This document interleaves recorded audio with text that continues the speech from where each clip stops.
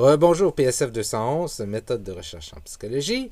Et dans le cadre de cette capsule-ci, nous allons parler, donc on continue à parler des affirmations d'association ou de relation, de corrélation, tout ça voulant dire la même chose, et des études corrélationnelles. Et on va parler spécifiquement de la validité statistique.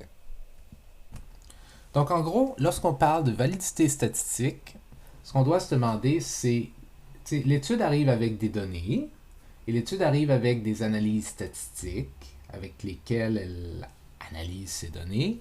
Et à partir de ces analyses statistiques-là et de ces données, elle arrive à des conclusions. Et ce qu'on doit se demander, c'est en quelle mesure est-ce que les données, les, les résultats, bref, supportent l'affirmation qui est faite. Comme par exemple, si quelqu'un dit qu'il y a une corrélation entre la variable A et la variable B, puis la personne amène des données, en quelle mesure est-ce que les résultats qu'elle obtient supportent vraiment son affirmation comme quoi il y a une corrélation entre la variable A et la variable B? Et donc, ce que je veux vous apprendre à faire, c'est que je vais vous apprendre à évaluer la validité statistique d'une étude. Et ça consiste fondamentalement à évaluer des facteurs qui pourraient biaiser toutes sortes de trucs. Okay? Est-ce que dans l'étude, on retrouve des choses qui pourraient biaiser la validité statistique? Des facteurs qui pourraient biaiser, entre autres, le nuage de points lui-même, qui pourraient biaiser le coefficient R, qui pourraient biaiser le diagramme à barres, qui pourraient biaiser la différence entre les scores. Okay? Et ce qu'on va regarder, on va s'intéresser à certains de ces facteurs-là qui pourraient biaiser toutes ces choses-là, qui reviennent dans le fond à vouloir dire biaiser la corrélation. Donc on va se pencher sur la question de la taille d'effet, le niveau de signification, les données extrêmes, la restriction de l'étendue et la possibilité d'une relation curvilinéaire. Et dans le fond, ce que j'essaye de dire en gros, c'est que si je vous fais lire une étude corrélationnelle, après l'avoir lu, une des questions que vous devriez avoir des questions sur la taille d'effet, le niveau de signification, les données extrêmes, la restriction de l'étendue et la possibilité d'une relation curvilinéaire dans le but d'étudier la validité statistique de cette étude-là que vous avez lue. Alors on va regarder, ça peut avoir l'air assez obscur, là, tout ça, là, on n'est pas certain de ce que ça veut dire, mais vous allez voir, chacun de ces trucs est relativement facile à comprendre. Il y en a qui sont un peu plus complexes comme concept, mais je pense que vous êtes tous et toutes capables de comprendre ça. Okay. Donc, le premier, c'est la taille d'effet. OK. Si je dis qu'il y a une relation entre deux variables, une corrélation entre deux variables, je peux vouloir dire, ça peut vouloir dire différentes choses. Bon, premièrement, vous savez que ça peut être une corrélation qui est soit positive ou négative. Mais dans les deux cas, il y a une corrélation. Okay? Mais ce qu'il faut comprendre, c'est que corrélation ou relation ne veut pas dire que toutes les relations sont égales ou toutes les corrélations sont égales. Certaines sont plus fortes que d'autres. Okay? Il y a une corrélation entre ce qu'on a vu par exemple la profondeur de conversation et le bien-être. Okay? La fameuse étude de Mel, je pense, et ses collaborateurs. Là. Il y a une corrélation entre les deux. Il y a une corrélation positive. Hein?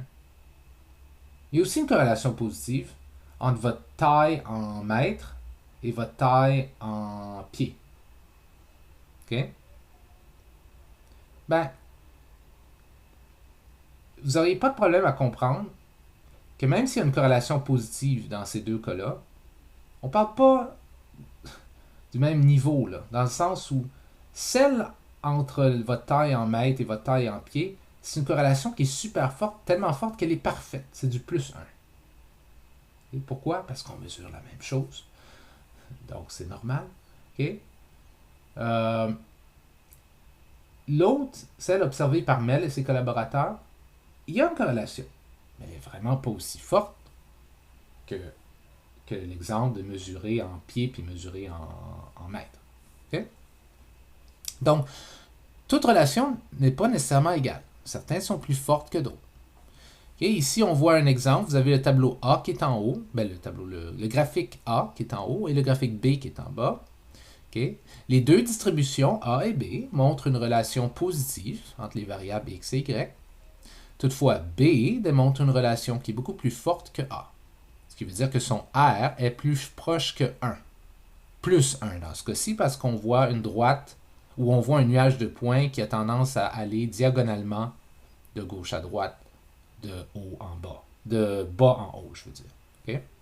Si c'était dans le sens inverse, si le nuage de points allait plutôt comme ça serait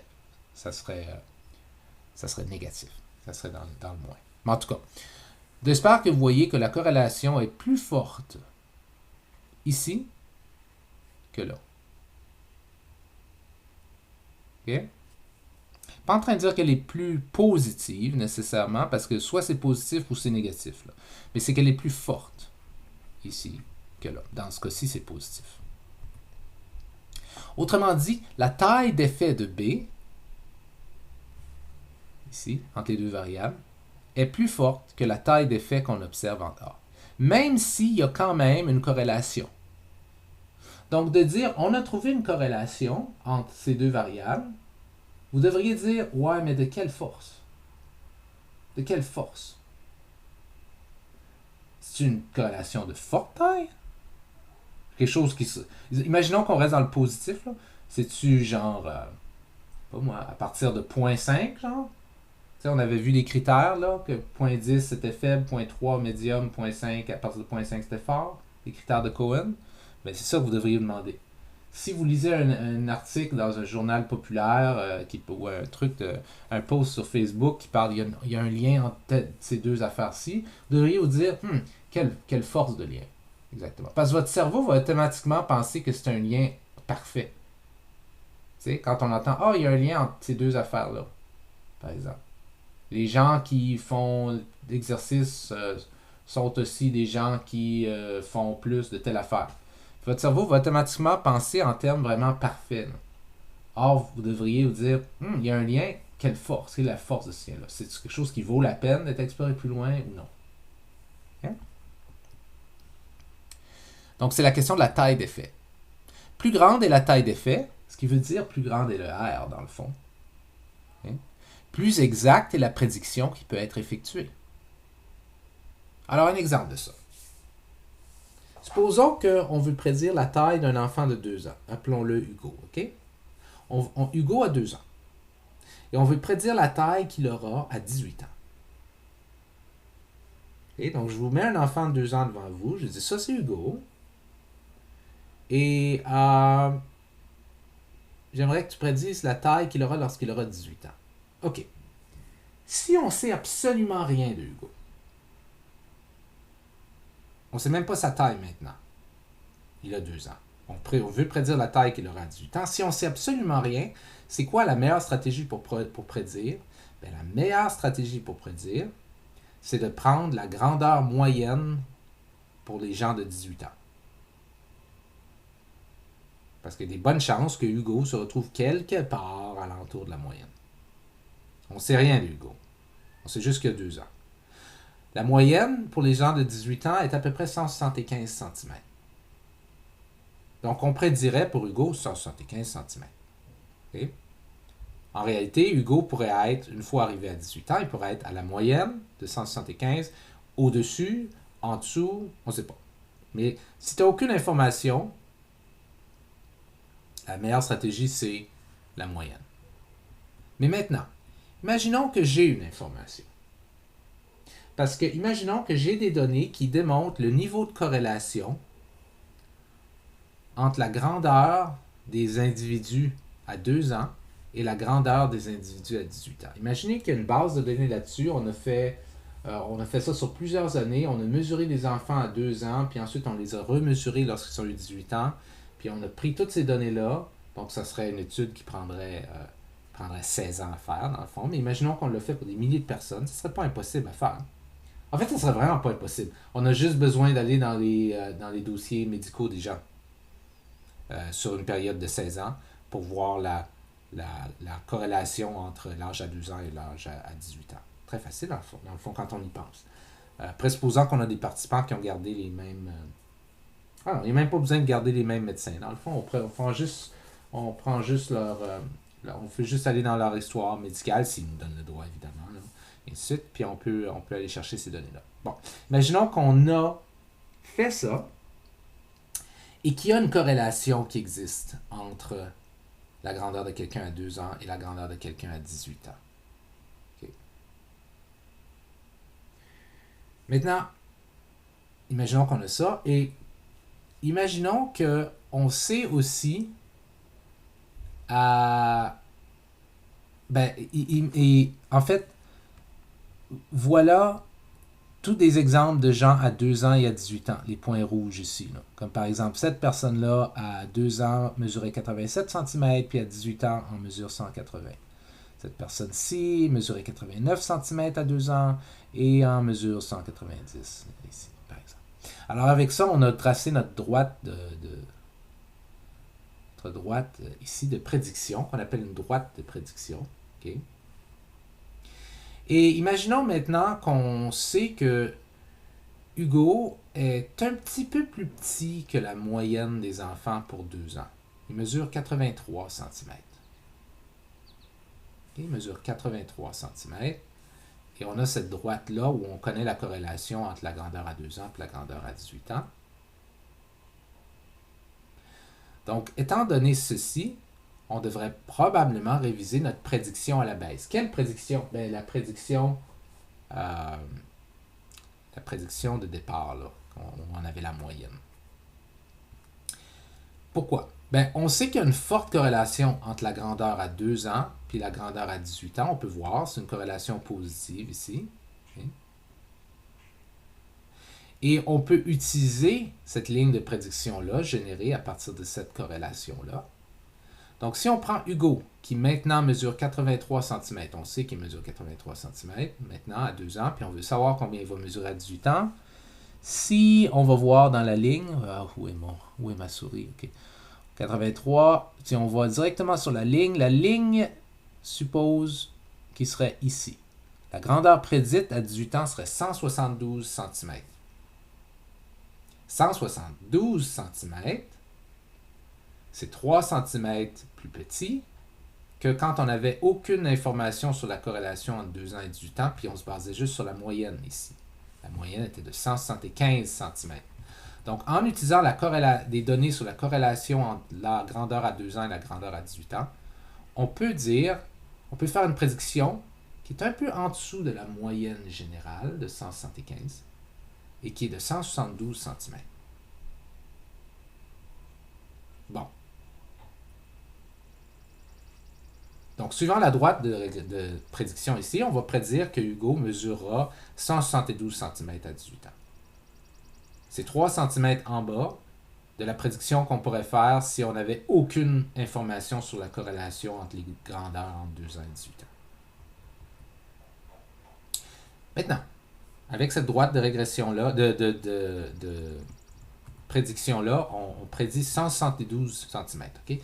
Imaginons qu'on attend, et finalement, Hugo arrive à 18 ans et il mesure 170 cm. Nous, on avait prédit 172 cm en se basant sur la corrélation entre l'âge à 2 ans et l'âge à 18 ans des gens. Donc, notre prédiction avait une erreur de 2 cm. Right? Parce que finalement, Hugo mesure 2 cm de moins que notre prédiction. Mais c'est une erreur remarquée qui est plus petite que celle de 5 cm qu'on aurait fait si on s'était simplement basé sur la moyenne de la grandeur des gens à 18 ans. Autrement dit, le fait qu'on a basé notre prédiction sur une corrélation entre 2 ans et 18 ans nous a amené à faire une prédiction plus précise que si on se basait sur aucune corrélation puis on faisait juste prendre la moyenne des gens à 18 ans. Donc, même si la corrélation était pas parfaite, c'était pas du plus 1 entre l'âge à 2 ans et l'âge à 18 ans, ça nous permettait quand même de faire une prédiction un peu plus parfaite que juste prédire la moyenne. Ce qui est la stratégie à faire si tu n'as aucune information. Donc, l'idée, c'est que plus l'association est faible, plus les erreurs de prédiction deviennent larges. Ici, tu as une erreur de prédiction de 2 cm. Okay? C'est pas énorme. OK? Si l'association était positive, mais encore plus faible qu'elle l'était entre 2 ans et 18 ans, l'erreur serait plus grosse. Si l'association entre la grandeur à 2 ans et la grandeur à 18 ans était encore plus forte qu'on l'a observé, l'erreur serait plus petite. Peut-être 171 cm, par exemple. Oui, peut-être 160, on aurait peut-être prédit 171 cm. Là, il y aurait juste une erreur de 1 cm. Reprenons ce cas-ci. Mais imaginons qu'on veut prédire la grandeur de Hugo en se basant non pas sur la corrélation entre la grandeur à 2 ans et la grandeur à 18 ans, mais en se basant sur la corrélation entre la grandeur de la mère et la grandeur de leurs enfants, des enfants de la mère, à 18 ans. Donc, imaginons qu'on a une base de données qui mesure la grandeur de la mère et la grandeur des enfants de la mère à 18 ans. Et on peut faire une corrélation. Donc, ici, on a une personne, par exemple. Tiens, on va reprendre ici, c'est plus raisonnable. Là. Ici, on a une personne dont la mère est, je sais pas, peut-être à peu près 170 cm. Et cette personne-là est à peu près 185 cm. Ici, on a une personne dont la mère est 160 cm et la personne est 155 cm. Okay? Donc, on peut utiliser cette corrélation-là. Okay? Et l'ordinateur peut nous dresser la droite de prédiction. On voit que c'est une corrélation positive. Et juste en passant, je ne sais pas si on peut le voir si je le mets comme ça, là, mais elle est plus positive, plus forte, celle-ci, que la corrélation entre la grandeur à 2 ans et la grandeur à 18 ans. Peut-être que ça ne peut pas se voir avec le graphique, là, mais imaginons qu'elle est plus forte. Donc, Hugo, imaginons qu'on mesure... pardon, pas plus faible, pas plus fort, plus faible. Pardon, elle est plus faible. Donc, la corrélation taille de la mère, taille de l'enfant est beaucoup plus faible que la précédente, que taille à 2 ans, taille à 18 ans. Puis en fait, on peut le voir ici, si vous prenez la droite, ici, la droite entre 2 et 18 ans est beaucoup plus prononcée ici qu'elle ne l'est ici. Okay. Donc, ça veut dire que la corrélation est plus faible. Ça veut dire que si on base notre prédiction sur cette corrélation-là, on devrait faire une plus grande erreur que si on se basait sur la corrélation entre la taille à 2 ans et la taille à 18 ans. Donc, si on se base là-dessus et qu'on mesure que la grandeur de la mère de Hugo est de... peu importe, ceci, là. Okay. Voyons, où est mon truc? Ici. Ça, c'est la grandeur de la mère de Hugo. Donc, on prédirait que la grandeur de Hugo serait 174 cm. On a déjà dit qu'en réalité, à 18 ans, Hugo mesure 170 cm. Ça veut dire qu'en se basant sur cette corrélation-là, qui est plus faible que celle de tantôt, on fait une erreur de 4 cm. Tantôt, on avait fait simplement une erreur de 2 cm lorsqu'on s'était basé sur la corrélation entre la grandeur à 2 ans et la grandeur à 18 ans. Donc, en utilisant une corrélation qui est plus faible, on a fait plus d'erreurs. OK? Mais,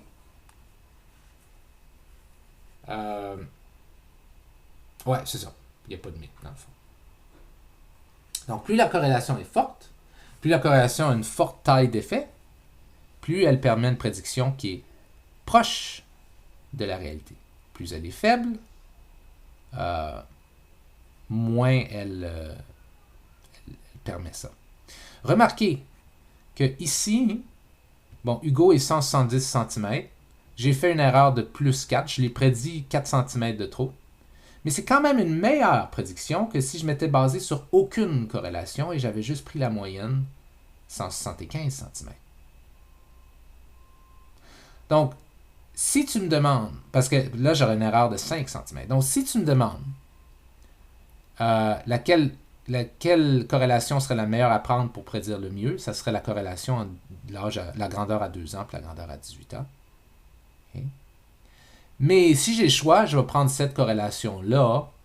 Si j'ai juste le choix d'avoir cette corrélation-là ou prédire la moyenne, je vais prendre cette corrélation-ci qui est plus faible, mais qui me permet quand même de faire juste 4 points d'erreur comparativement à la réalité, alors que la moyenne, elle, c'est 5 points d'erreur comparativement à la réalité.